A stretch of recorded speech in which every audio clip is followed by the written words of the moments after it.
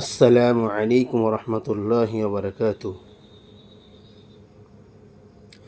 আউযু বিল্লাহি মিনাশ শাইতানির রাজীম।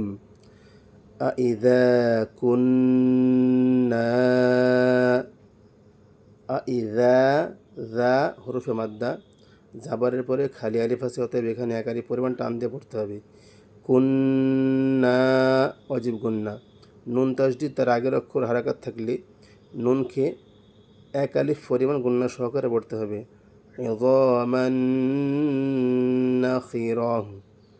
মান দুজাবারের পরে নুনটা ইদগামে নাকিসের অক্ষর, যার জন্যে এক জাবার বাদ যাবে আর এক জাবার নুনকে যুক্ত করে এক আলিফ পরিমাণ গুন্না করে পড়তে হবে।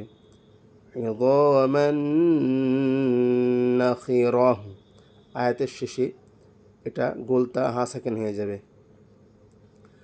قالوا تلك إذا كرة خاسرة। কাররাতুন যেহেতু তানবিন এরপরে খ ইজহারের অক্ষর, যার জন্যে তুন স্পষ্ট করে পড়তে হবে। ফাইন্নামা হিয়া জাজ। এখানে লক্ষ্য রাখতে হবে, যা জিমের সঙ্গে যুক্ত করে পড়তে হবে। জাজ কলকলা, জাজরাতু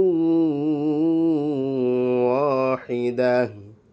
দুপেশে পরে ওয়াও ইদগামে নাকিসের অক্ষর, যার জন্য এক পেশ বাদ যাবে, এক পেশ অয়ের সঙ্গে যুক্ত হয়ে এক আলিফ পরিমাণ গুন্না হবে। ফাইদা হুম বিসাহিরাহ।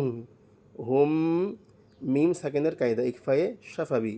মিম সাকিনের পরে যদি বা আসে তাহলে মিম সাকিনকে এক আলিফ পরিমাণ গুন্না সহকারে পড়তে হবে।